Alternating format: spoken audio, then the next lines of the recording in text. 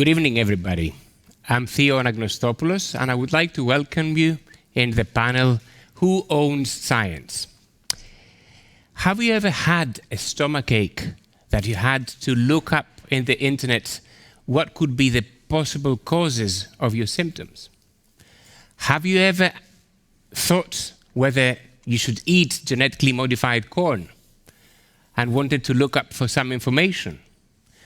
Have you ever looked up again for information to see what would happen if there are any side effects of the COVID-19 vaccine? These are all examples of people trying to access science. This is going to be a little bit of what we're going to talk about here tonight, but also we're going to talk about inclusivity, about the generation of fake news, about patents, and about how we can engage citizens in science policy. But let's take things from the beginning. As I said, I'm Theo, and I'm very honored to be here for this panel, which is co-organized by the Bayer Foundation and SciCo. But for this panel, we have a lineup of 3 superstars. And I would like to start by introducing them with a professor of sociology. In fact, she's the professor of sociology at Humboldt University Berlin. She's also the president of Berlin Social Science Center. And amongst the tens of honors and awards that I could see in her CV, I've decided to just mention a couple of them which are relevant to this evening's talk. In fact, one of them is relevant, the other one is a little bit irrelevant, but we'll see. The relevant one, she's a member of the G7 Gender Equality Advisory Council by the UK government. The less relevant one is that she's a member of the Pontifical Academy of Social Sciences. Thank you for this clear order. By the Holy Father. So let's welcome Professor Jutta Almendinger. Thank you.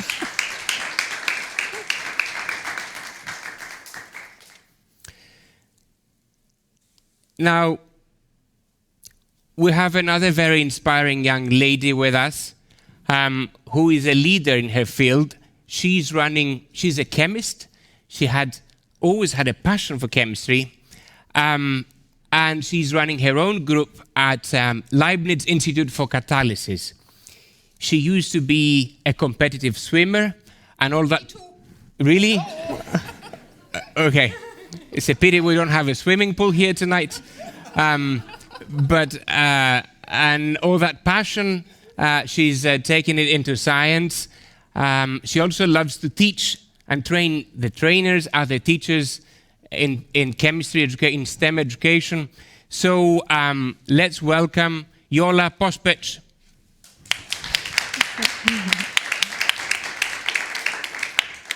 Doctor, I forgot to mention. And last but not least,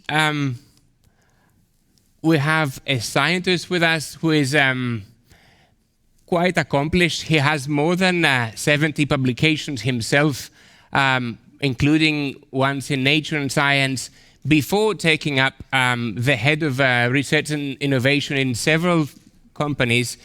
And he's currently the head of Bayer Pharma Research and Development and a lecturer of biotechnology at ETH Zurich. So let's welcome Dr. Christian Rommel.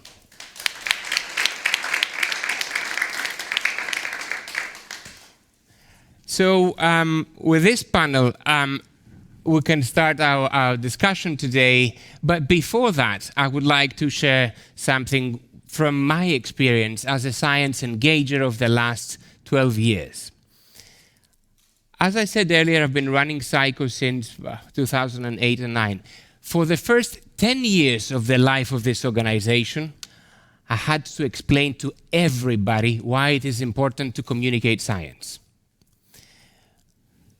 People were always telling me, oh, this is so cool, what you're doing, so nice with the kids, it's very, very nice. It was always a bonus. It was never something really important.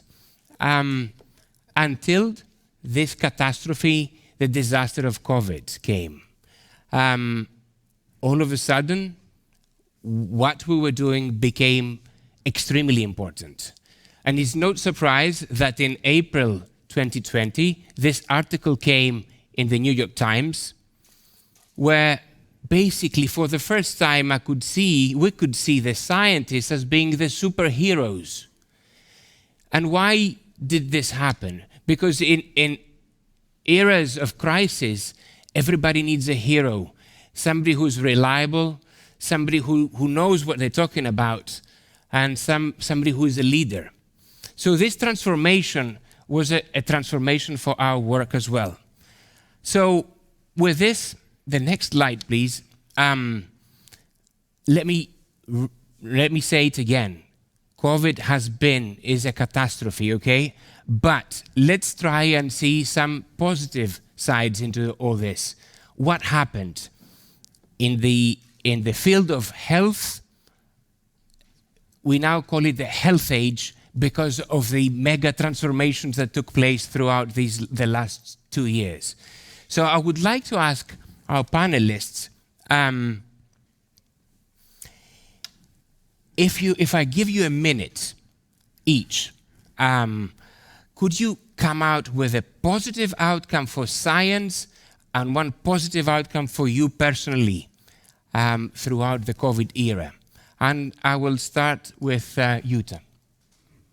Well, positive. Thank you very much for this very nice introduction. And sorry that you lost your bonus. So on the positive side for science, of course, is that people around the civil society understand much more why so much money is spent for science and why we need to finance long-time basic research. I mean, this is very, very obvious. Second, very, very obvious thing is that we need good science communicators, and that science is not science, but that we need to have a discourse between the sciences. It's not just health sciences. It's also sociology, it's also psychology, it's also the quite different impact on of different parts of the society. And for me personally, is that I met more of my neighbors than ever before. Whether this is for good or for bad, but this is what happened. Thank you. And I was asked for many, many favors, which I would never have asked before as well. Thanks, Yola. Jutta, sorry. Yola. Yeah. So for me, what was really nice to see is that I've never heard the term science or scientist more often in public radio or on television. I don't have a television, but I assume it was pretty frequently mentioned there too. So that was cool since I'm a scientist myself. And also considering the years before, like climate change came into the focus of more and more people, which was actually my biggest childhood fear. I was always afraid that the polar caps will melt and then we will all drown. Maybe that's why I learned swimming at an early age. But yes, in 2019, the climate movement was so strong, and in 2020, you looked into the sky and I didn't barely see any plane, and I loved that. Mm. Yeah, that was a major transformation in people's behavior, at least temporarily. Temporarily. We will see, yeah. Christian, please. Yeah, so similarly, the momentum we have right now, right, in the dialogue with society about medical innovation in science, I hope we really, as there is a saying, let's not have a good crisis to go to waste, is that we can really capture this. The other one for us is that we've seen unprecedented partnership between the health agencies, the openness to advance and improve medicines ever faster. We see partnership between competitors that we have become collaborators in the industry because of the need and the urgency. We have now experienced that the power of, we call this decentralized clinical trials, where the medicine goes to the patients and is not inviting the patients to come to a medical center. The digital part of this, I think we really, I wouldn't say it's a revolution, but there is so much now going on that we can harness and harvest for the future. It's tremendous. On a personal level, you learn a lot about the importance of community and personal interaction when you are interacting virtually.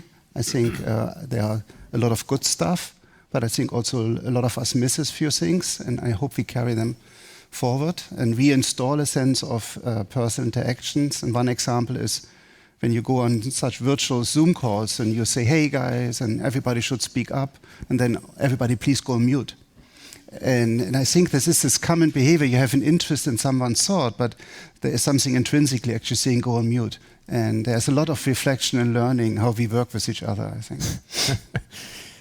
Yeah, thank you, Christian. And with regards to the first part that you mentioned, this is also a personal feeling. I was reading that similarly to the Cold era, the Cold War back in the 60s and the 70s, that all that race at the time created a lot of innovation in the field of the space industry. The last 2 years have been called the health era because of all this transformation that you mentioned, which is here to stay, hopefully.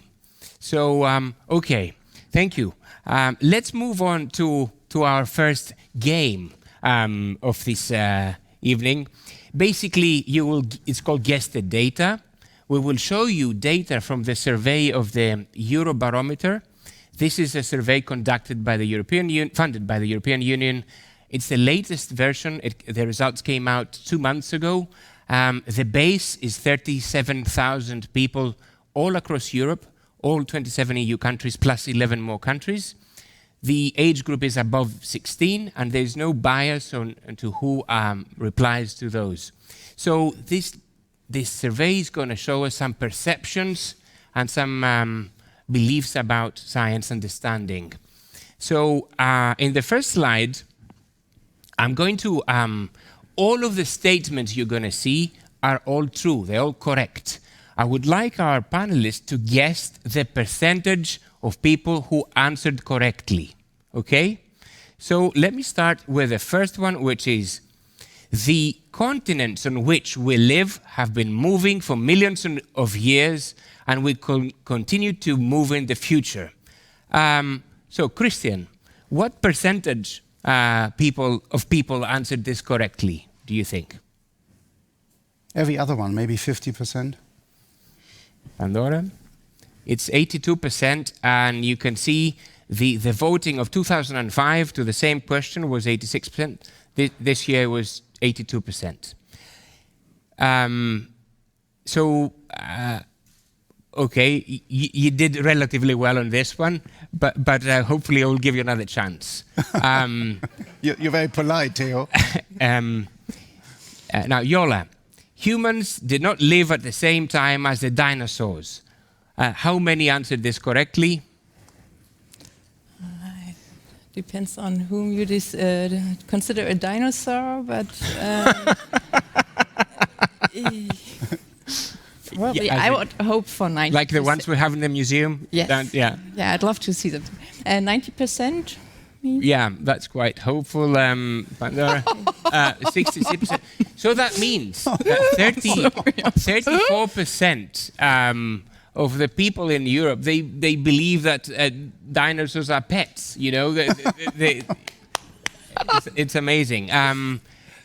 If it wasn't such a strong survey, I would doubt this data, but it is very reliable. Okay, let's go to Utah. The oxygen we breathe comes from plants?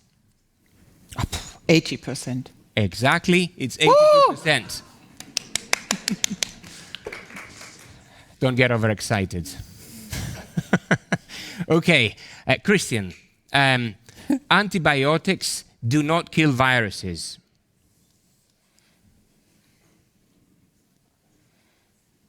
Hmm. 60%. 55%. Well done. That was very close.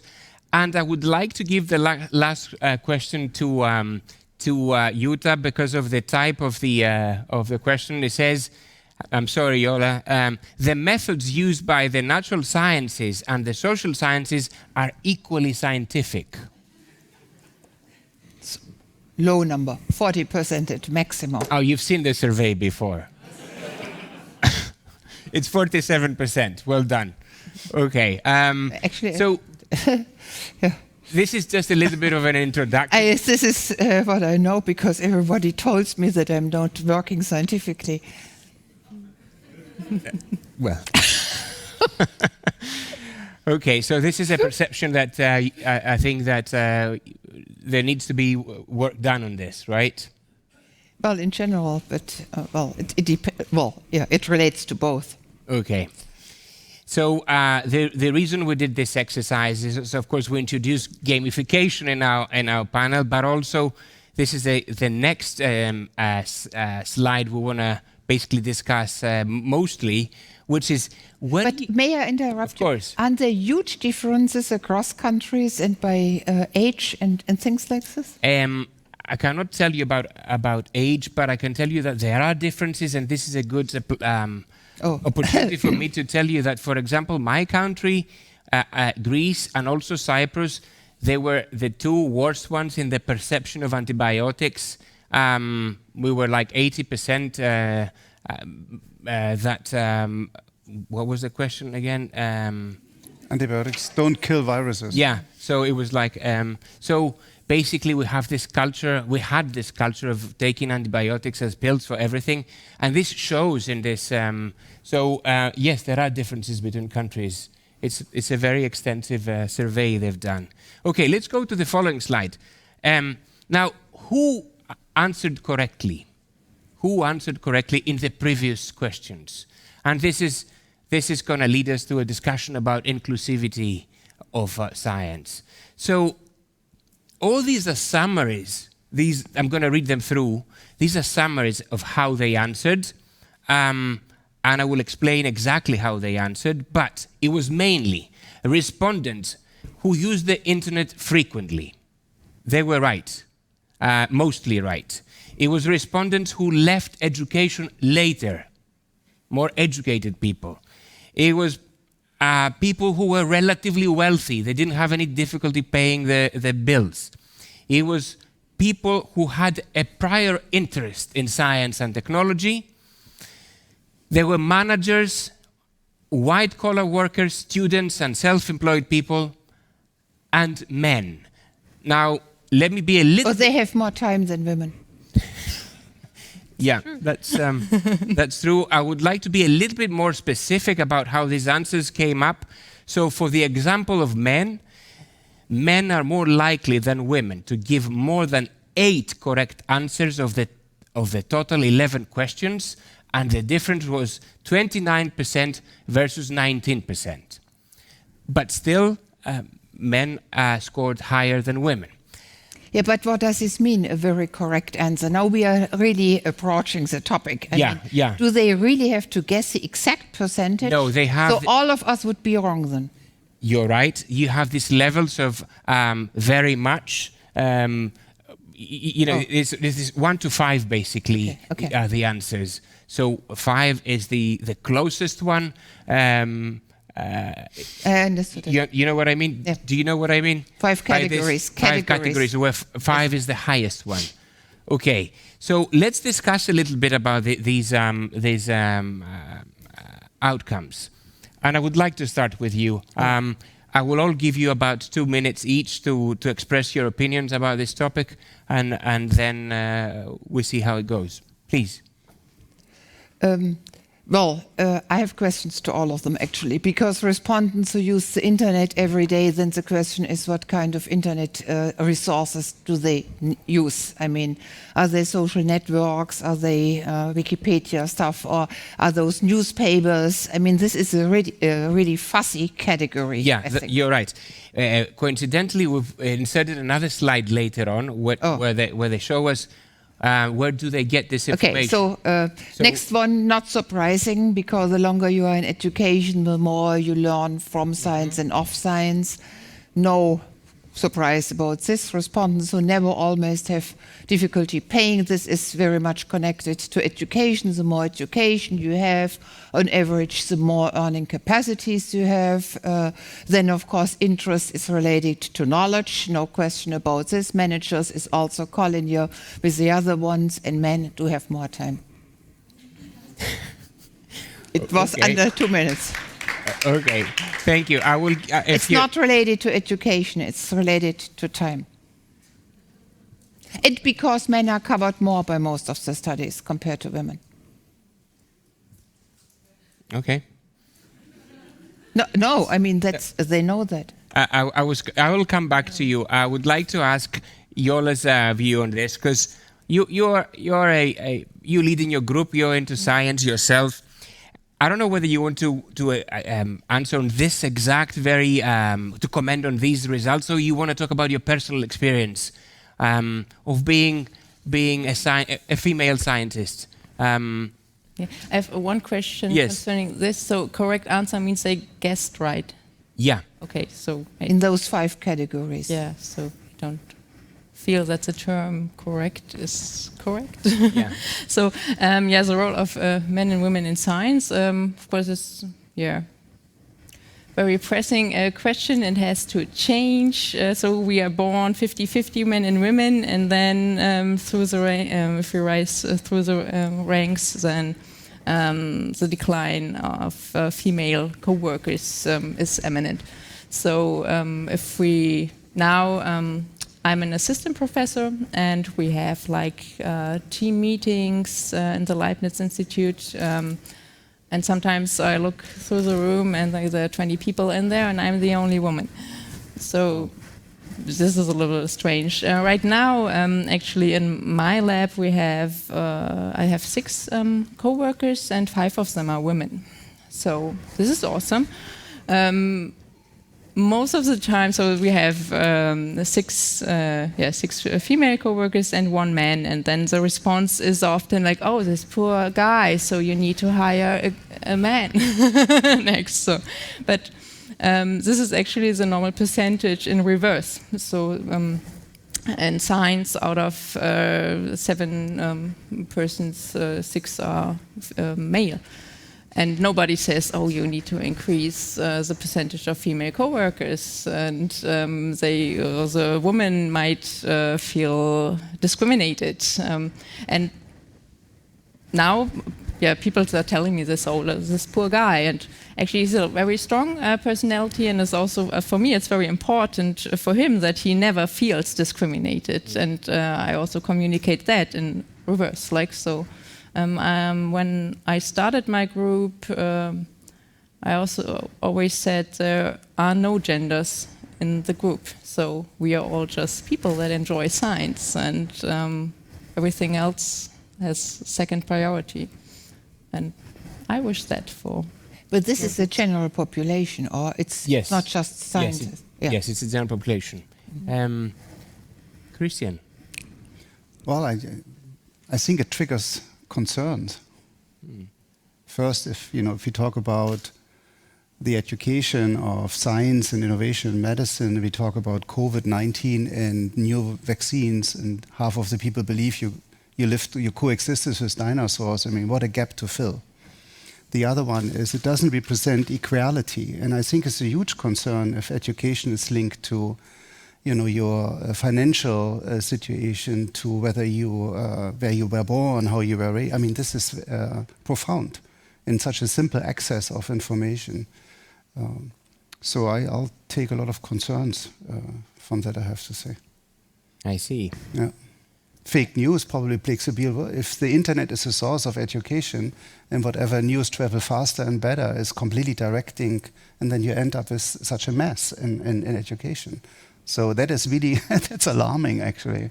Hopefully you'll find some other good stuff to talk now. Okay. Would you like to add on something on this particular topic?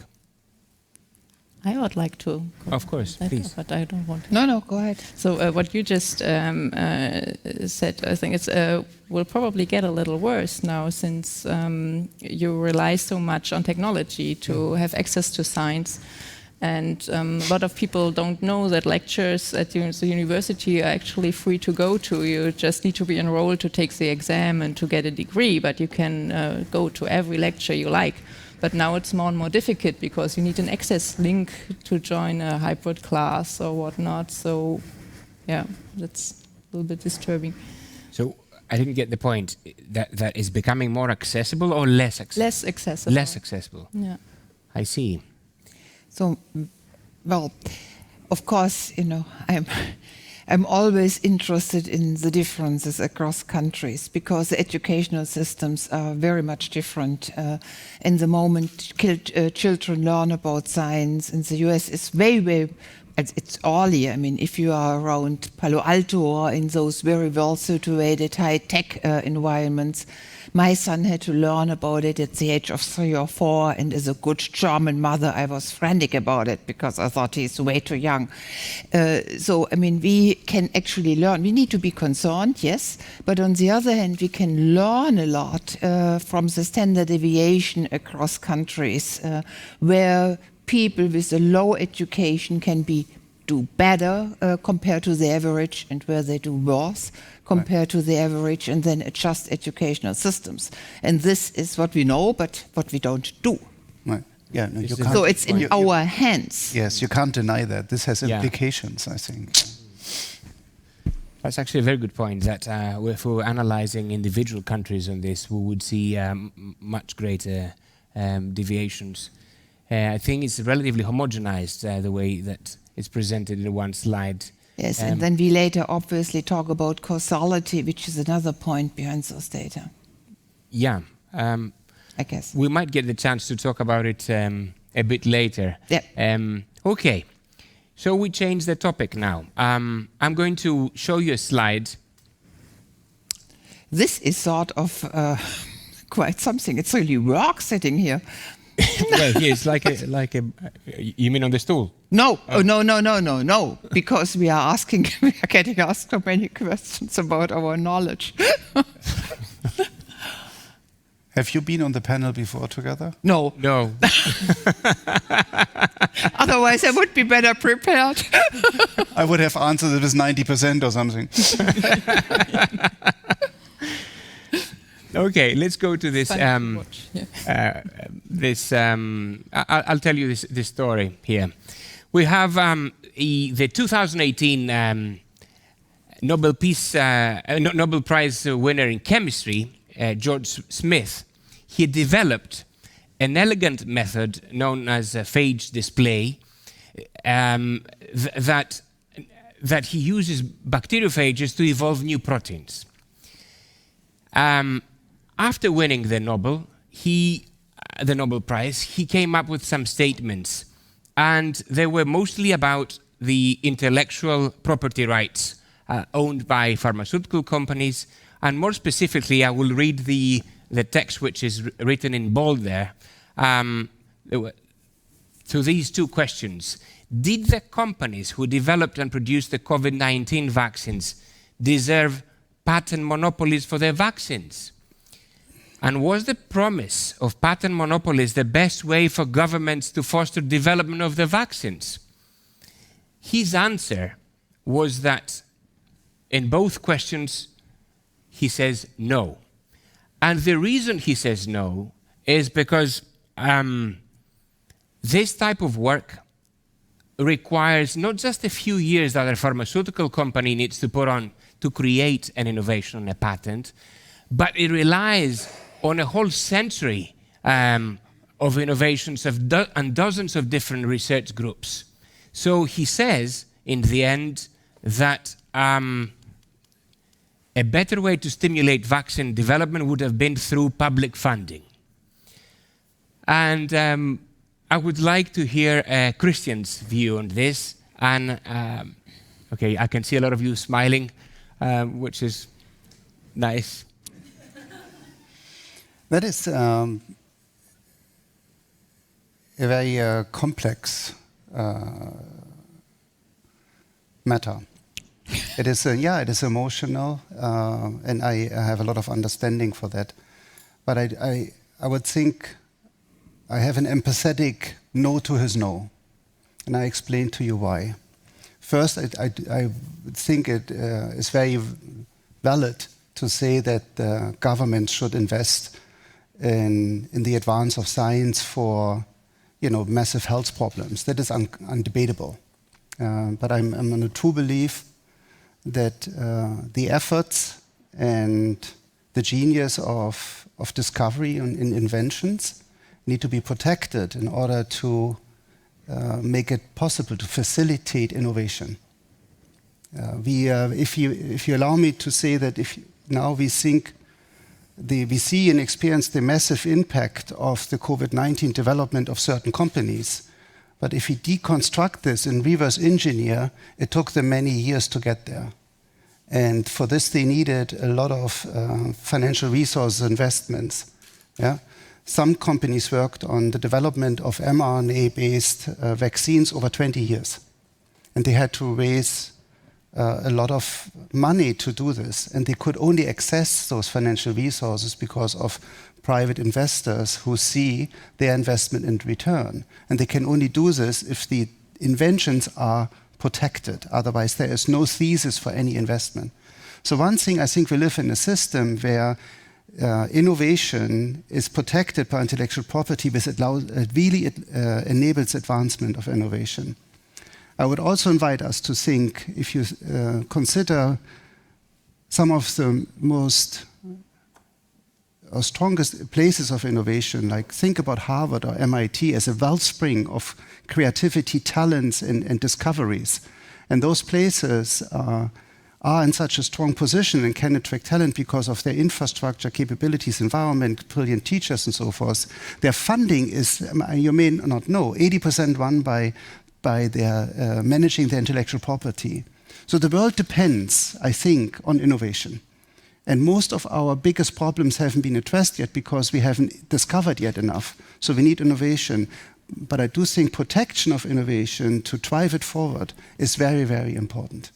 So it's really tricky. And then I'll leave you one more. I know you thought 2 minutes, so be brutal to me. Go ahead.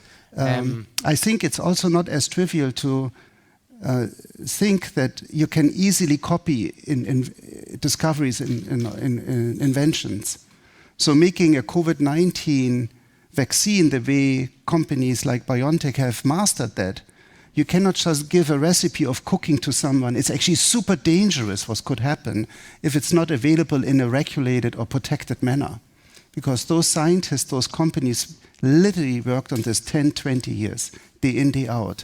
So it is not as trivial to email someone a recipe. I think it's much better to invest and make the vaccine rapidly, globally, to everyone available by investing in companies who have mastered that. So that is, I think, that's why it's a complicated matter. But I'm a true champion of the idea that the world we're living in, discoveries and invention need to be protected in order to drive them forward. Because the resource created is a large fraction is reinvested in innovation. It's a vicious cycle going forward. If we disrupt this, we will pay a price of innovation for the world. I'm absolutely convinced about that. I would like to emphasize, though, on his point, on that particular phrase, that I understand the way you're expressing. I'm not going to take a position myself here as a moderator. So, but how do you answer to the fact that he says that the actual research, even though if somebody went from, I don't know, if the journey is from 1 to 10, right, assuming that a pharmaceutical company started the journey from 4 to 10 and took it to 10, how about 0 to 4? Yes. What happens there? I don't know where you draw the line. It's infinite, right? Because everything builds on something. We can go back to your heritage. We can go back to Aristotle or Socrates. I don't know where we start, where one thing created another one. I do think the way that you can define protectable inventions is defined by a process and review of rigor. And it is investigated by an expert panel to say this is an invention that can be protected. And if everything builds on everything in life. And I don't think you can draw a line and say you needed to depend on, that doesn't work for me. Okay. Yola, would you like to comment?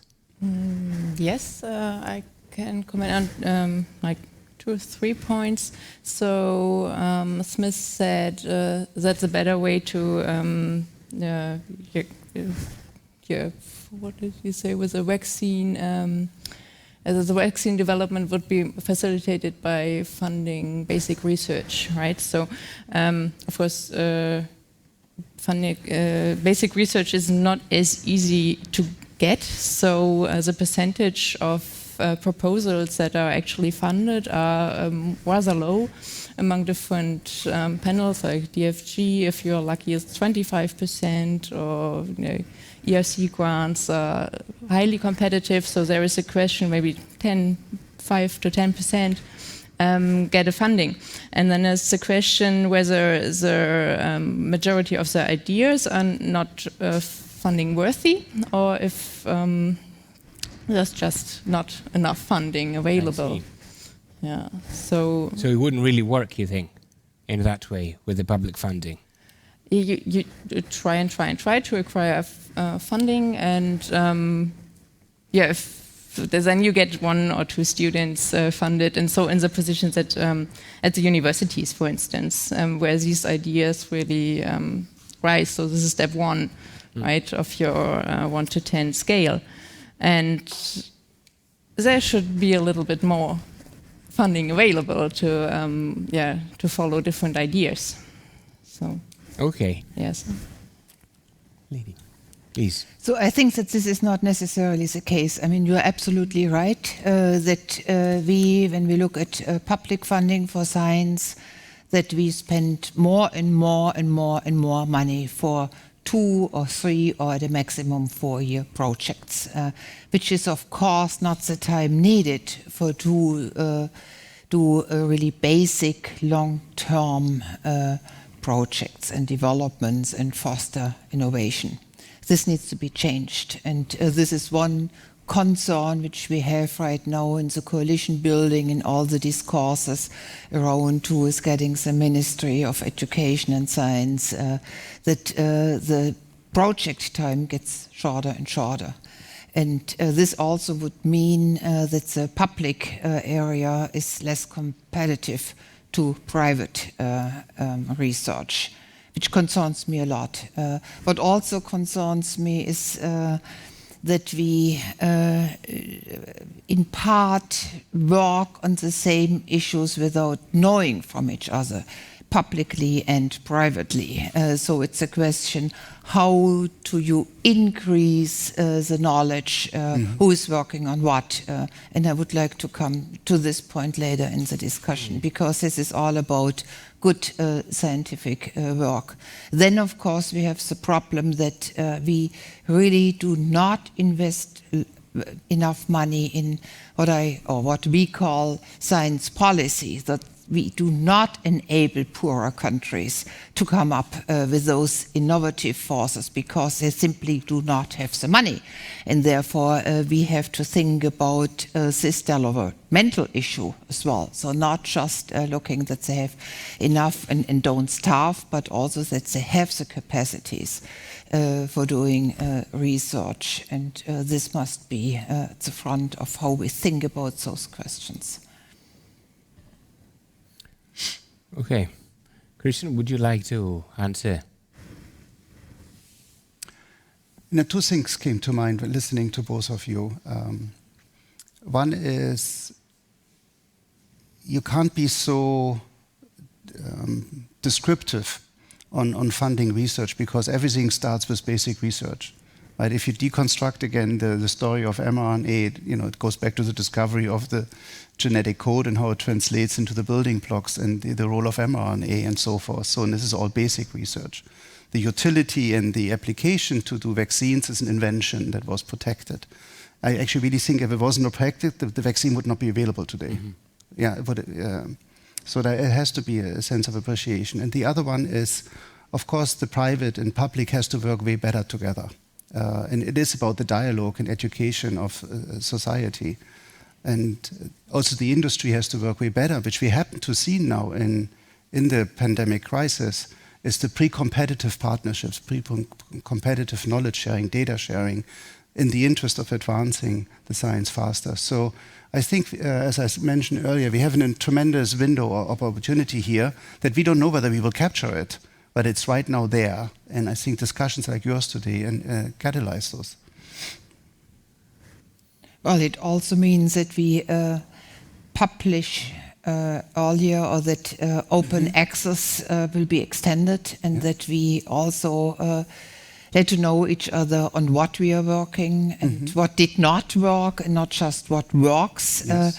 And all those things, would provide more equality in having the possibility of success. Agree. We'll come to this topic about open access of journals in the following slides. I would like to highlight what you said, Christian, with regards to the collaboration which was much intensified throughout the COVID era. Wouldn't it not have been a fantastic opportunity to do the same for climate change? It was that immediate response that the whole world had to take to the pandemic. And for the first time, there was not so much patent discussion. There was so much sharing of data between the public, the corporations, everybody, and that worked so well. From a macro perspective, it worked really well, exceptionally well for the COVID-19. If you consider that basically the virus was kind of first mentioned in December 19. By January 2020, we had it sequenced, and we had instructions on citizens all around the world how to act.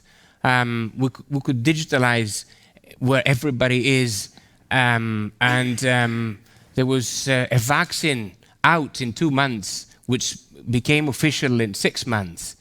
So this is unprecedented for human beings. Last pandemic, 1918, it killed millions of people. If we had the same behavior as back in 1918 it was, then it would have eliminated most of the planet today. So it was a fantastic expression of collaboration. And let's see whether this can be sustainable somehow. Well, I mean, the SARS virus has been studied since decades, actually. I mean, it wasn't like this. And we had this very famous 2010 paper telling us about the consequences of the SARS-2 virus, which nobody took serious. I mean, there are some... Okay, I'm generalizing a little bit, but yeah, very much so. They could have sequenced it in one day if they wanted to, however, right? Yeah, I mean, a couple of things were much faster. I mean, no question about this, but the history of the SARS virus is a very long one. Yeah. Okay, let's move on to a very similar topic, which is this example I'm going to go through now. It's the case of Jacob Sims. Jacob Sims was a patient back in the early zeros with the so-called mad cow disease. This is otherwise known as CJD. This is a very deadly neurodegenerative disease. You have a life expectancy of up to a year. And what his father did at the time, somehow he got access to the latest medical research findings.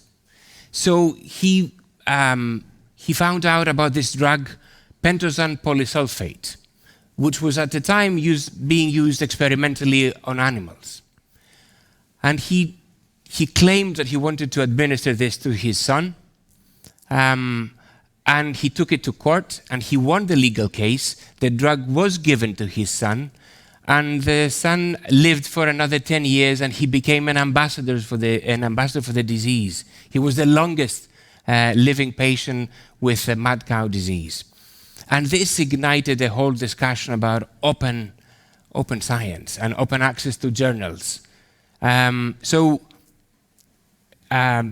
Inspired by this example, I would like you to hear your views on open science. Who would like to go first? I don't have any preference. Well, I would first distinguish between the diagnosis that this is indeed Jakob-Creutzfeldt disease. I think this would be very, very hard to find it out for yourself using the internet.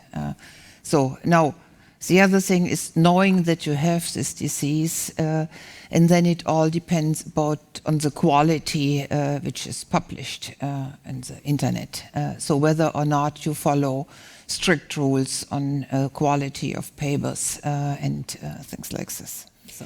I think this particular case study is more about him accessing scientific journals.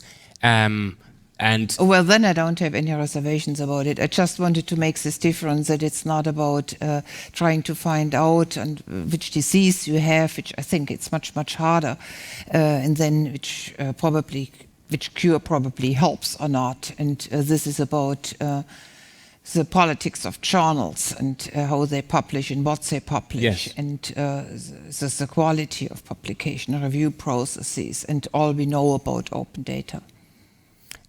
Exactly. When I was doing my PhD 20 years ago, everything was locked. We had to have subscriptions for everything. Nowadays, especially after the COVID-19, 37% of publications, I'm talking about scientific journals, okay? They are open. What is your view on this? For us at Bayer, this is an incredibly important topic to have data transparency and access to data and information, because you have to build the trust, and with this you get confidence in the work we do for patients. So I think we see in a lot of evolution and development in the direction of open access and transparency. That is in one way you talk about access of data. We see now that we will get the support from agencies to get drugs approved based on real-world data evidence. And you can only work with this if you make data in open access available. So it is a topic, yet you have to maintain quality of data access. You have to take scientific integrity of the data. You can't just download data without providing guidance what the insights are and what is meaning of the data. Yet I don't think we could do service and have the inclusiveness and transparency and trust of the society of developing medicines for society without going the direction of data transparency and access. We have to involve the patients. If you make medicines for patients, you have to make now medicines with the patient, to bring patients on board, listen to them, and that is often facilitated by data access. So it's a great moment in history of humankind again that we will change this. But assuming you do somehow manage to fund all the journals and you open up everything, there's no more subscription for Science or Nature or whoever, how do you train the citizens? I mean, what difference does it make to the citizens who are non-scientists and trained to read the methodologies and everything? I will give the word to Yola and then perhaps come back to you. Yeah, so scientific and non-scientific communication are really important, and so in the journals that are hidden behind a paywall, like Nature and Science are, so sometimes they're open access publications, but for the open access, I'm a big advocate for open access publications, but the review process defines if it's good or semi-good work or data. So the peer review process where the peers in your fields comment on your work is very important, and most of the time it should enhance the quality of the paper that's later published. And then the communication to the not that trained audience is also important, and usually there are small excerpts that describe the work that was published in the specialized journal. And this becomes more and more important, I think, to break this down that everybody understands what it's about. And I think this is much better now after or during the pandemic than it was before. Or as you said, you experience the same. It's yeah. Okay, thank you. Jutta, would you like to? Well, as I said before, open access is not open access. You read to develop standards before you do this. And it's a WZB one researcher, his name is McCartan Humphreys, who worked together with others on exactly this topic, and this article has been published already in 2015 in Science, promoting an open research culture. And there he really makes the argument for transparency, for openness, and for reproducibility, but under certain conditions. And those conditions are really very, very important, because otherwise you get all this garbage in the net, and this can be really harmful for people. So you have to have this quality control, and you have to incentivize the researchers differently than we incentivize our researchers in the moment. So not simply publish results where you find differences, but also those who no differences are found. Please give them credits, not just for citations, but also for the methods and for the development and things like this. I mean, this is really a worthwhile reading paper, which is at the very substance of this discussion of open science. But given that we really handle this with care, which is not done everywhere, then of course we have to reverse what publishers usually get as money in selling the journals to the people who have to pay for their own research, and this shouldn't be done out of their own pockets. So we need to think about this in funding research, and I do not see much progress on that. May I, Theo, to build on that? I do think there's a difference between open access for just information versus making access of good information, peer-reviewed information. Right? Otherwise, in preparation of our meeting today, I was introduced to the word infobesity, and which could be a great foundation for fake news. And we've seen this in the COVID pandemic, where non-peer-reviewed, unexpert, or whatever motivated information has really irritated and had put people at harm and at risk. Exactly. Right? So I think we have to differentiate between access to peer-reviewed, rigorous, and relevant information, but not opening the gate for, I quote you now, Rita, on the garbage download and creating infobesity that holds innovation and science and progress back rather than accelerating it. So it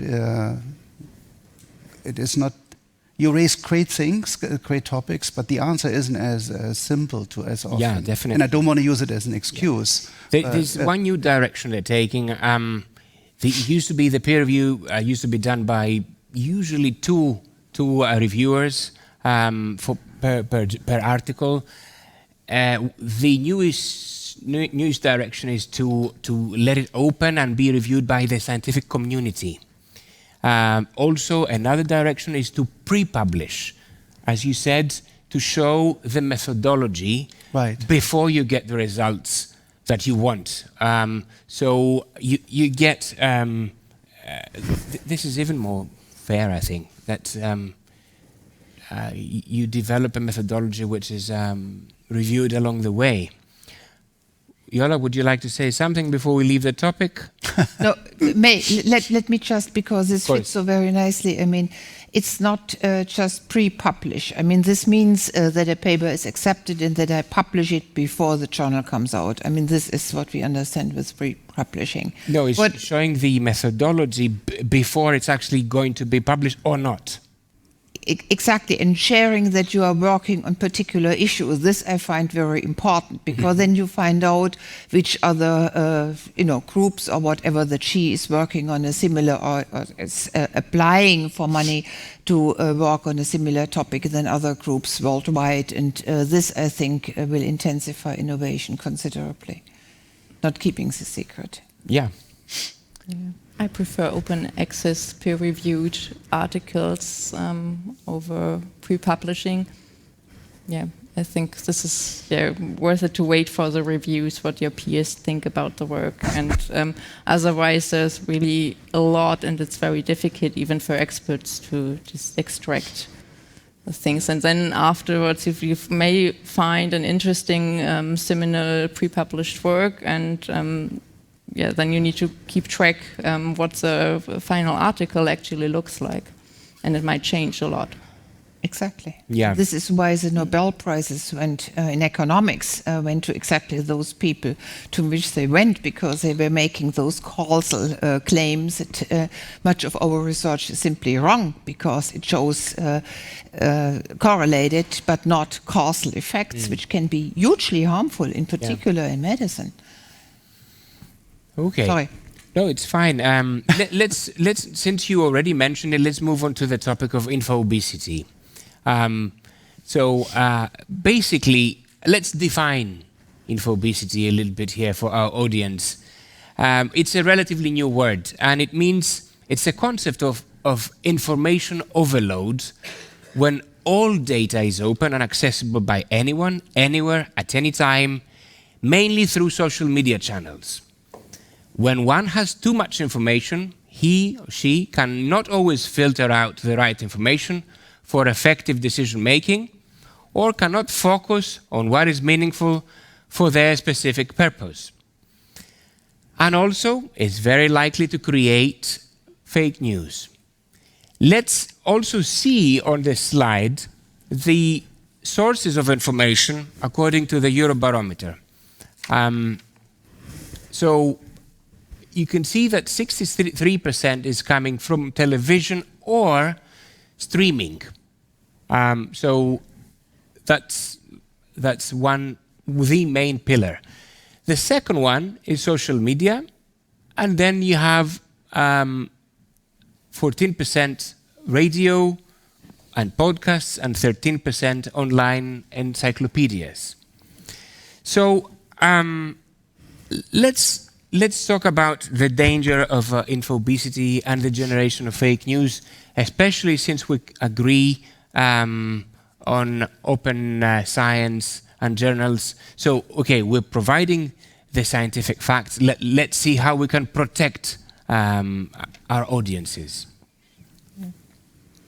Well, I mean, if you watch television, or if you, in particular, if you watch television or TV or whatever, you see more and more that they refer to the sources and the data, and that they even sometimes provide access to the data so that you can replicate it. This is a big progress which has been made over the last couple of years, and therefore I'm not very surprised about this. Well, those 14% ratio, including podcasts, is very, very low compared to 29% online social networks. But at the other hand, I thought that online social networks is much, much higher, because this in particular creates this overload, which, by the way, in my opinion, the highest danger of this is that you lose trust in science, because you do not know whom to follow, and therefore you do not follow anyone, and you do this, what is worst for science, that you think that there is no truth, that there is no right answer, and this is sort of the end of all.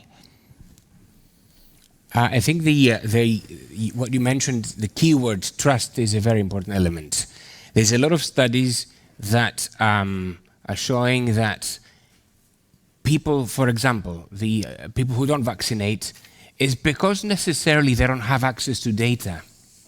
In fact, they all have access to data.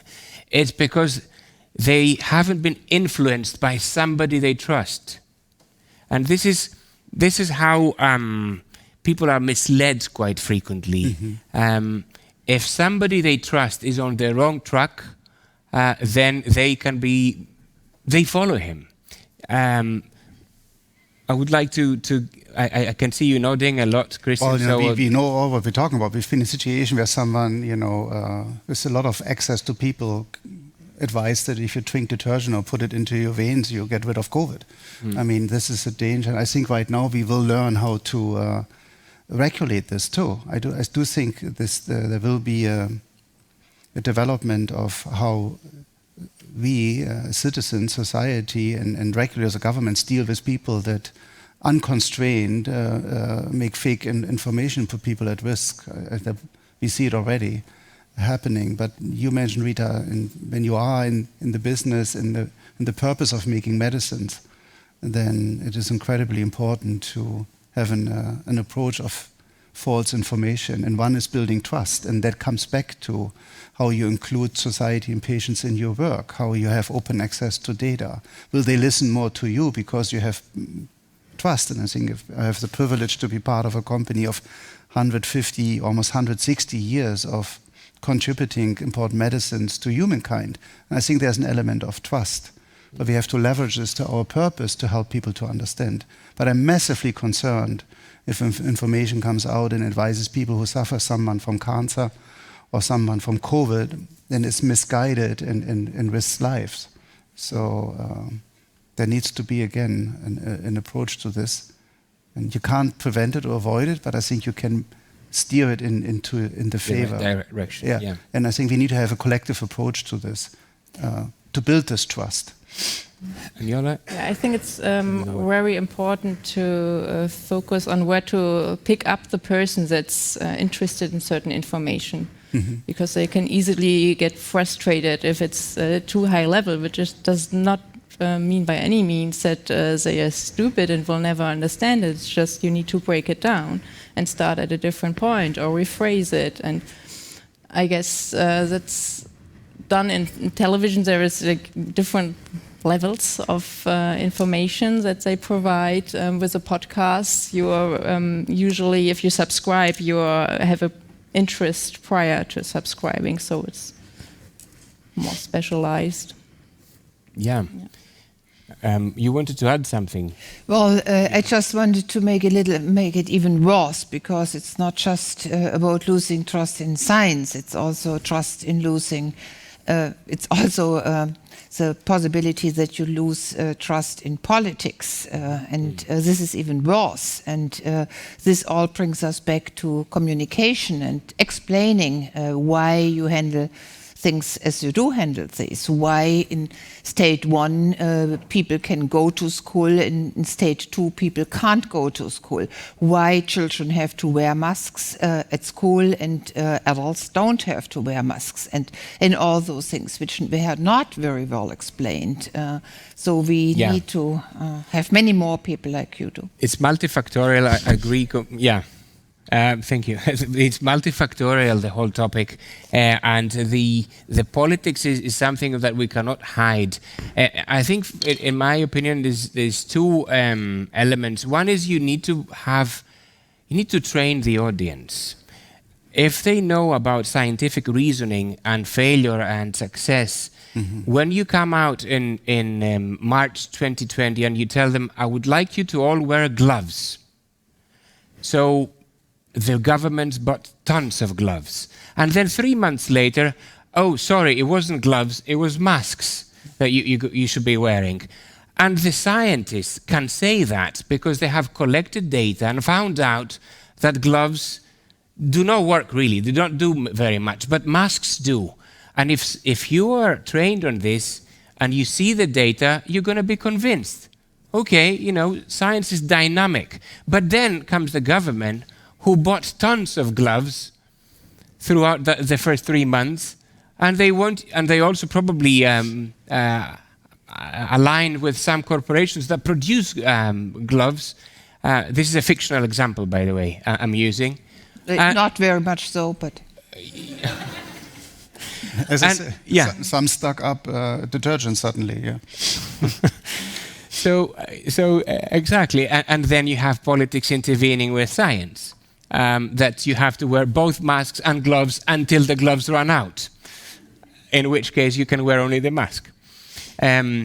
Anyway, you will like this. You will find this. I think I found it fascinating in the Eurobarometer. I'm going to read it to you now. It's on this topic. 3 in 10 people believe in conspiracy theories, such as the idea that viruses have been produced in government laboratories to control our freedom. And there's another one that there is the cure in the same study. I haven't got it in my notes that there is a cure for cancer, but they don't show it to us. 3 out of the 10 people out of the 37,000 Europeans being questioned on these believe in conspiracy theories. So it's not easy to say, oh, yes, but it's not me. Well, it's not you, but it's 30% of the population. It's your neighbor. So this is an innate kind of urge for human beings to create conspiracy theories, and I think there is an evolutionary basis on this. But it's not an issue to discuss right now. But based on this, we have to protect very much, since there is this tendency, we have to protect the citizens somehow. And this brings me to the following question, which is exactly this, which is, how can we create an active role for citizens? Okay, let's take all this, what we've said so far, into practice. So I would like to be more specific in my question. We often talk about science research and data feeding into citizens, but could we actually reverse the equation? Can we offer citizens an active role in science policies, research and innovation? And if yes, how? I would start with you this time. Yeah, I think nobody ever should stop to ask questions. So always ask why. This is what brought me into science as a kid. I always asked why is that? And now I'm thinking about electrons and atoms. And yeah, it's important that you not get frustrated, what I said before, but just change the perspective and the angle and keep asking until you really understood what you wanted to know. This is very nice, but how do you cultivate this? So you can encourage this, for instance, at university. It doesn't need to be a frontal lecture where we just keep telling the students what they should know, but ask questions and check if they really got you. And this is something that you can always do. Like if somebody approaches you and asks a question, sometimes you see in their eyes like, okay, they stop listening and they don't understand, and you need to find a way, a mutual level for communication, and this is a challenge on both sides. Thank you. Christian? Well, I thought the answer to this in part is where you started, when you shared some facts from the survey.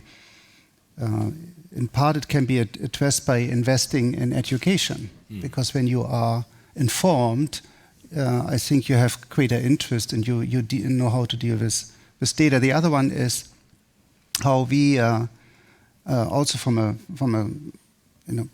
company perspective, how we work together with the audience that is so much of interest to us, scientists and patients. Are they included in our process? Right? Do we share the data again? Can patients be part of our work more? Can academics or industry have to get out of their ivory tower silo thinking and see and leverage this and the importance, and then working with journalists, because where is the difference communicating science between facts and fictions? Can we be in a better partnership together? Will you get our interest as much as will you reach out? But I do think it is a responsibility that includes almost everyone, governments, the private part, the journalists. We have to have an ethos. And we have to have, I think, increased standards, moral and scientific rigor and standards in communication. it's a responsibility. And so I would reach out and say, can we share and adhere to our standards of communicating science and data and facts? Thank you, but I would like to make it a bit more tangible. We want citizens to get involved into science policy somehow. They want. This is what they answer in all surveys. And it's more fair if they also have a say into that. How do we do that? Well, first of all, you have to lay the groundwork of all of this and assign more hours in schools for science.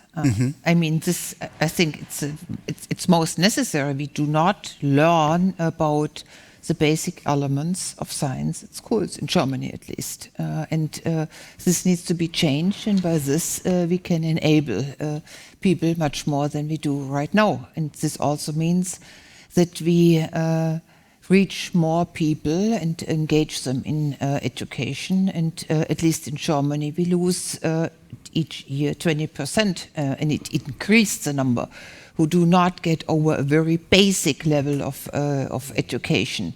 And so this also means that, and I should have started differently, we still do not really understand which people misbelieve in science and why they tend to conspiracy theories. So I think that we have to research it much more, why this happened.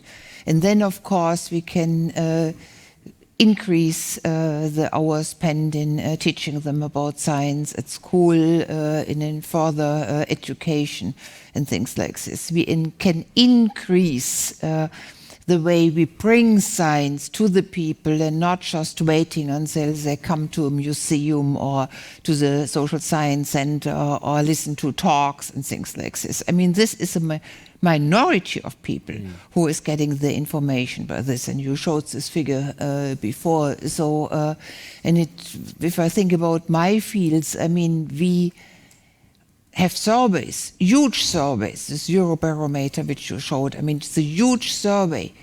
But do we really bring back the answers all those people gave us and the time they spent for us getting all those results, bringing those results back to the people? No, we don't do that. And so there's a lot of things What do you mean? Well, I mean, if I would do a survey, then I could publish sort of the aggregate, what all those people responding is. But it's entirely unlikely that I share my results with them. But they're open, they're published. But my institute works a lot on migration and integration, and we're going to Neukölln and all those areas where we find many, many people coming from all over the world. We ask them about their experience and things like this, and then we have thousands of data, and they are published in peer-reviewed journals. We are not going to Neukölln and then presenting their own data gathered by them with their time, so that they are informed about their own results and see that they all, sort of differ, that they are not sharing the same views on things, and we do not bring them to talk together if they are of different opinions and things like this. So we can do much more bringing our results back to those people who provided us with our numbers and shared their time with us. And this is in many areas the case, and I think it would be a wonderful example to increase not just the way scientists and citizens interact, but also increase the trust they have in us. Are you aware of the citizen science movement? Sure. Okay. I mean, we are doing, my profession is doing a lot of citizen science because we are entirely dependent on people answering our surveys.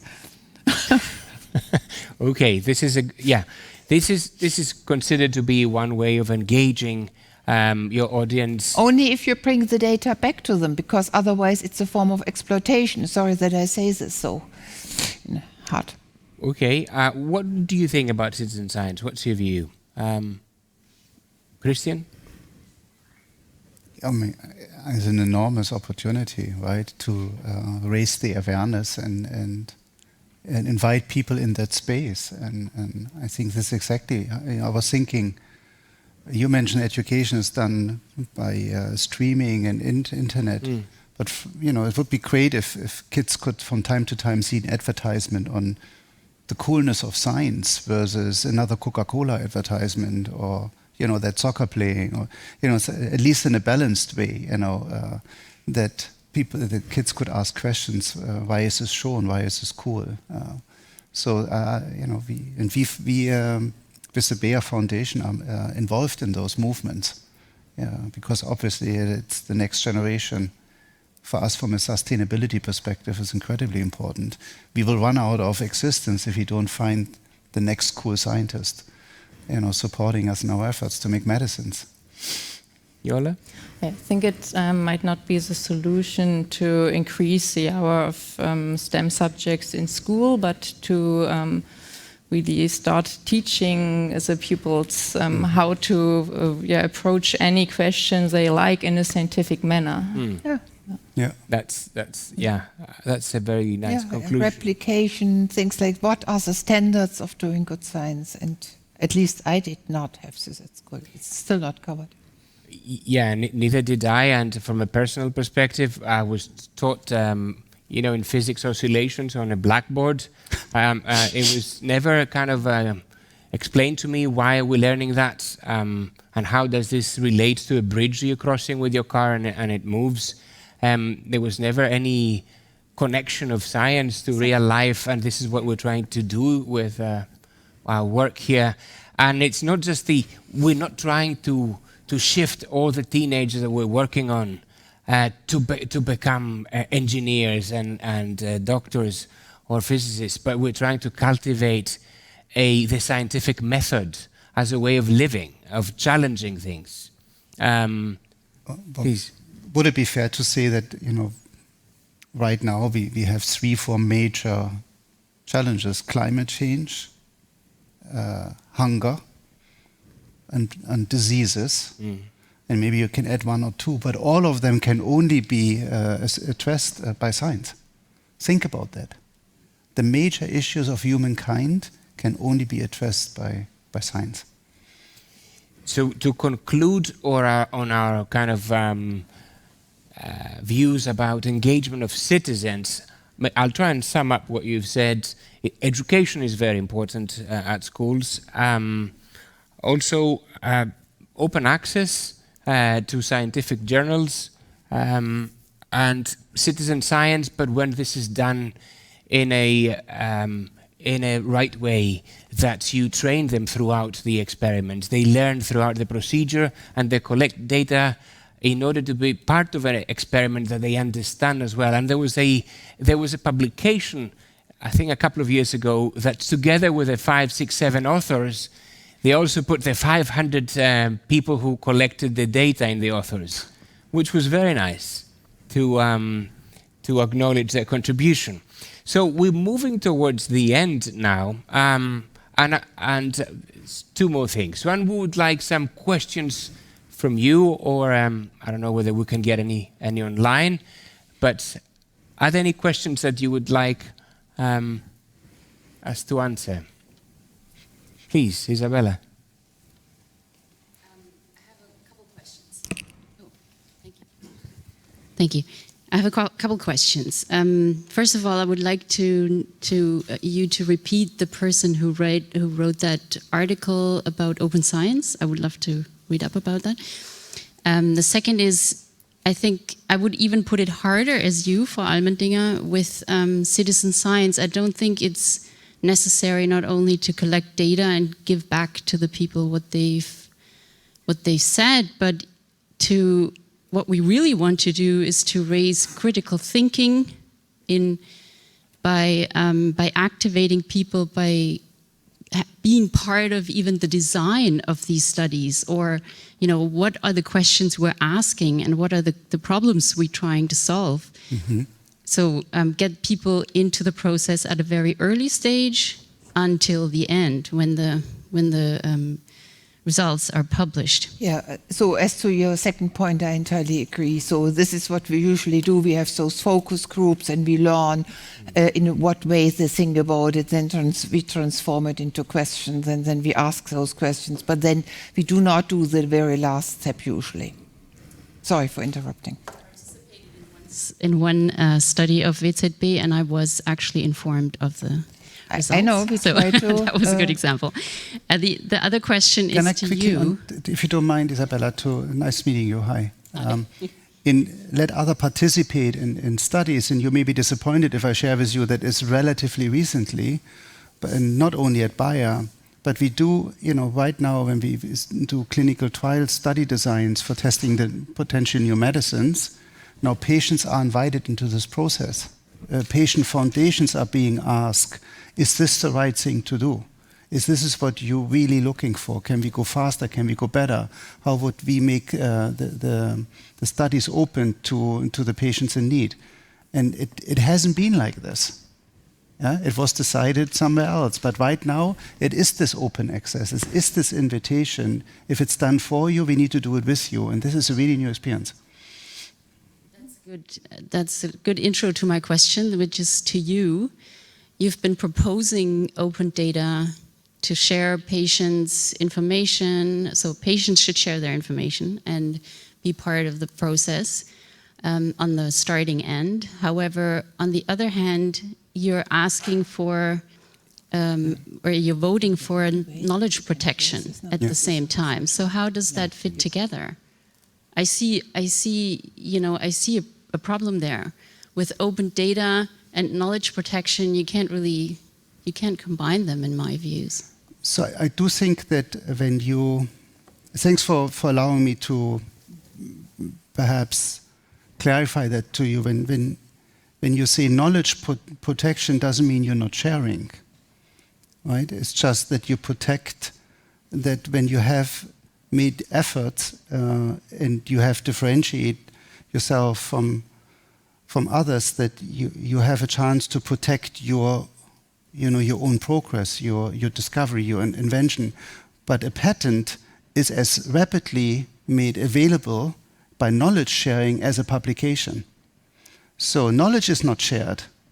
It's not prevented not to share. This is a misconception that information that is intellectual property and is protected by the mechanism of patent is not sitting somewhere and you can't access it. Not at all.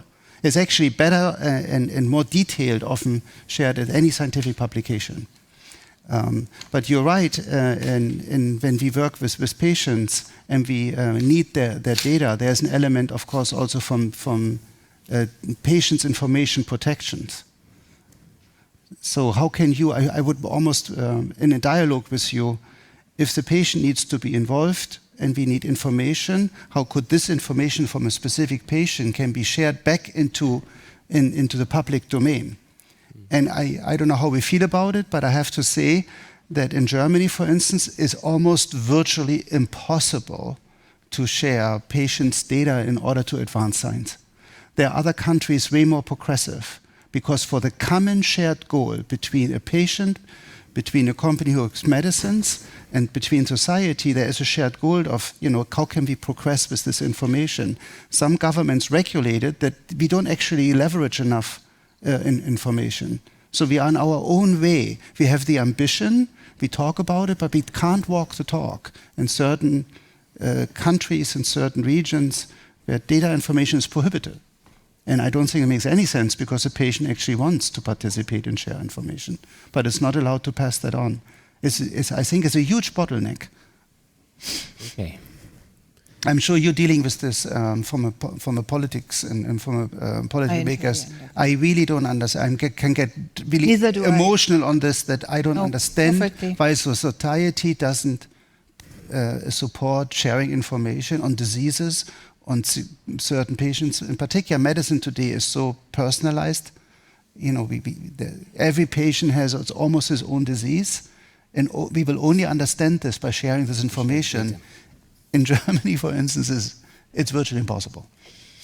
Yeah, this is another important topic. I think next year, invite us again, please. We will spend another hour and a half on It's great that we got a question here. Okay, thank you. Any other questions? We have time to take one more. Oh, that's the article, yeah. If we could go back to the slide you presented on access. On access. And in this respect, if I understood correctly, Jutta, you said that the educational systems are so different from country to country. Is that correct? Well, that one saw, well, Not there to is a this. lot of, Not to this. To this. So here education plays an important role in the outcomes of the Eurostat. Yeah. Would it mean that if education differs from country to country, the results of the Eurostat would differ from country to country? yes, indeed, it is. This is clearly the case. And Because in I this know the case- German numbers, and the German numbers look quite different from those numbers. Those are the aggregate numbers of all OECD countries. And of course, I mean, it's So- always a question whether you trust an average fact, or not, we or have what an average means. Yeah. So in fact, to have a real view, it should be broken down by country. Yes, but not only by country, but also by age, because younger people trust more in science than Okay. older people. And then, of course, by we have seen this before. Oh, yeah, it's exactly this. And now to Christian, the next slide, I think, is... if you go to the next slide. Okay. Yes, this one. I think I have bad news, because if I know correctly, the development of the vaccine has been supported through public funding. And Of course it did. Yes. So this is not really true, what Mr. It's not all private money, which So, But no. Yeah? So sorry. Yeah? The question is, yes. what would you say that the royalties have been collected by the company while it has been supported by public money? So you will, So yeah, I would say so that the situation is worse than it would have been better to develop it through public funding, because it was developed partly by public funding, but the benefits are reaped completely by the company. Is that correct? And what would you say about this? yeah, so there is, I have to acknowledge there is, and thank you for bringing that up, there is a situation in the US where the NIH very early on recognized that the development of the vaccine could be accelerated by providing more resources. That's indeed the case. And it's undisputable that this has created a situation where public funding accelerated under the circumstances of the pandemic crisis. Yet, the discovery of the vaccine technology of this company, Moderna, was not funded by the NIH. It was once the medicine has proven to be relevant or has a chance to succeed, the NIH stepped in and accelerated the development by their funding, which is in part public funding. So it is indeed the case that under the circumstances of pandemic, the government, the NIH, stepped in to help developing the medicine. but As much as the partnership between Pfizer and BioNTech and companies, like the partnership in providing. Yeah, I see. I completely. Does it work? I completely see this, but the question is if public funding goes ultimately into private benefit of the company, Yeah. in one way or another. Well, Is this something to be condemned or not? I do think that which was absolutely the right thing to do, the decision of the government in the NIH to step in and to say, let's not waste time, was not to help the company, in this case Moderna, to become faster, more profitable. It was that how could we support that this medicine goes to the US citizens and beyond. So their interest was it wasn't a dialogue between Moderna and the government. Can we make Moderna growing faster and better? It was, with the resource that the company didn't have, but the US has, can we put your muscles to play to provide those medicines faster? But I do think it is a situation that is not as straightforward here. I agree with you here. Thank you. I would have to interrupt here because we have. I would like to give to our three panelists a minute to state a wish, which is, in an ideal world, how would you envision science's role in society? So this is a closing statement, and I would like to start with you, Yola. I would wish that the perception of scientists isn't linked to an academic title, but also those that are not at university, so consider themselves scientists and develop very well scientific methods and fact checks. If I can convert this in other words, if we continue being babies, because all babies are scientists. Yes. Yes. They are so This is what curious. they do. They experiment all the Stay time. Curious. And then comes an education system, which just starts to close off this experimentation with everything. And this is how creativity is diminished, right? Yes, that was beautiful, but a little bit irritated. It seems like a lot of me, I haven't grown up. Go ahead. Please. I would say that what we've seen right now, it's hopefully this continues, the interest in science. The interest in science, the respect for the efforts, and the shared understanding that, as I said, what are we really facing as big problems and diseases, and the vulnerability of human stays very high. And the only way to combat it and overcome it is by show interest, learn about it, and have respect the effort and time it takes and how little we know. Let's be all humble. How little we know and how vulnerable we are. And science is the only way to deal with that. This is why it's so cool to be in a panel with such a high caliber speakers, because you hear these messages. Now, Jutta, it's your turn. Well, science is still not very inclusive. We have to increase the diversity both by social background of where people come from, and that they have much more chances to really become scientists.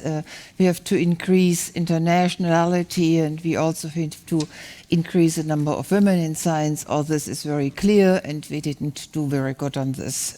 Second, we have to prepare people much better in upcoming crises and to enable them to live according to their standards. We are doing a lot of research where we see that people know about this climate crisis, but they don't really know what to do themselves day for day for day. And here we have to teach them much more, enabling that they can live up to the standards they have. And this also refers to digitalization. If we don't tell them which jobs will last for the 5-10 more years, then they draw back and become miserable and do not trust in anyone anymore. So prevention is really an enabling, and stop to be arrogant. I think we are too arrogant. We are not really listening to those people and why they distrust us. We don't even try to understand where their and what their problems are. Thank you. I hope that this discussion panel is more than just the conversation. I hope it's the beginning of something that can have somehow a future. It's something that it's nice to discuss from a theoretical point of view, but something needs to be done, and I wish that we can do something to continue in this. So at this moment, I would like to thank you very much our three guests. Jutta. Thank you for challenging us here with all those slides. Yola, Yes, thank you. Christian, And I would also like to thank Dr. Carl Collins Yes. for the invitation. He first envisioned this, and of course my colleague Pandora Sifniotti, who was, and all of you for coming to attend here. So thank you very much, and have a good night. Thank you.